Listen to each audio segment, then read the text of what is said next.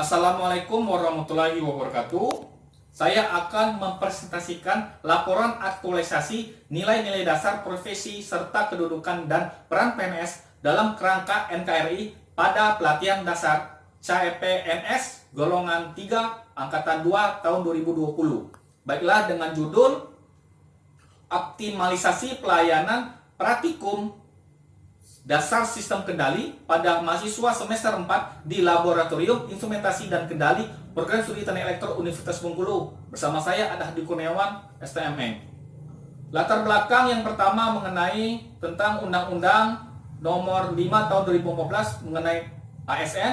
Yang kedua adalah Perlan Nomor 12 Tahun 2018 mengenai pedoman lasar masa 1 tahun uji coba.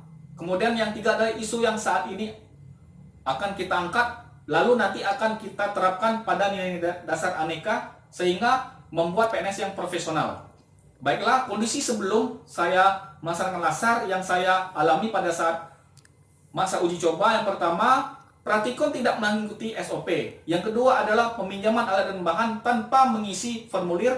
Yang ketiga adalah pengembalian alat dan bahan tanpa mengisi formulir. Nah, pada saat saya selama 1 bulan di sana mengaktualisasikan, ya, maka output yang didapat adalah saat ini kondisinya praktikum telah sesuai dengan SOP yang ada. Sebelum praktikum telah mengisi formulir peminjaman dan setelah praktikum juga mengisi formulir pengembalian. Untuk kegiatan yang pertama, saya melakukan koordinasi dengan mentor. Nilai aneka yang saya terapkan adalah sopan dan disiplin. Output daripada kegiatan ini adalah arahan dan petunjuk pelaksanaan aktualisasi. Waktu pelaksanaan adalah minggu keempat bulan Februari tahun 2020. Yang kedua adalah mencari referensi SOP peminjaman dan pengembalian alat dan bahan. Nilai aneka yang saya terapkan adalah akuntabilitas, tanggung jawab, etika publik cermat, komitmen mutu, efektif, efisien, kreativitas, dan berorientasi mutu. Outputnya adalah bahan referensi SOP peminjaman dan pengembalian dan alat dan bahan. Waktu pelaksanaannya adalah minggu pertama bulan Maret 2020.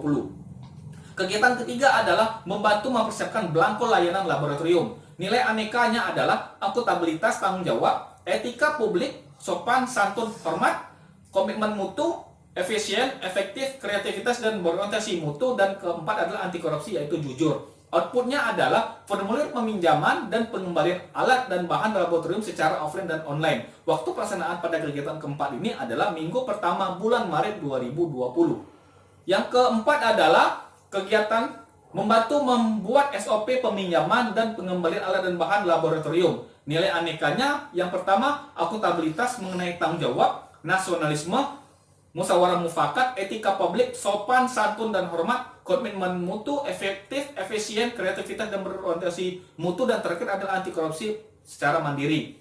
Untuk output pada saat kegiatan 4 ini adalah SOP peminjaman dan pengembalian alat dan bahan laboratorium. Waktu pelaksanaannya adalah minggu pertama sampai minggu ketiga bulan Maret 2020. Dan kegiatan yang terakhir adalah membantu sosialisasi formulir peminjaman dan pengembalian alat dan bahan laboratorium. Nilai anekanya yang saya terapkan di sini kegiatan ini adalah akuntabilitas, tanggung jawab, nasionalisme, percaya diri, etika publik, sopan, dan santun. Outputnya adalah sosialisasi formulir secara offline dan online. Waktu pelaksanaannya adalah minggu pertama sampai minggu ketiga bulan Maret 2020. Nah, untuk kendalanya yang pertama adalah jadwal tidak sesuai dengan yang direncanakan dikarenakan pelaksanaan praktikum DSK ini bulan 1 minggu pertama bulan Maret 2020. Kemudian keadaan COVID-19 yang menyuruh kita untuk mengharuskan bekerja dari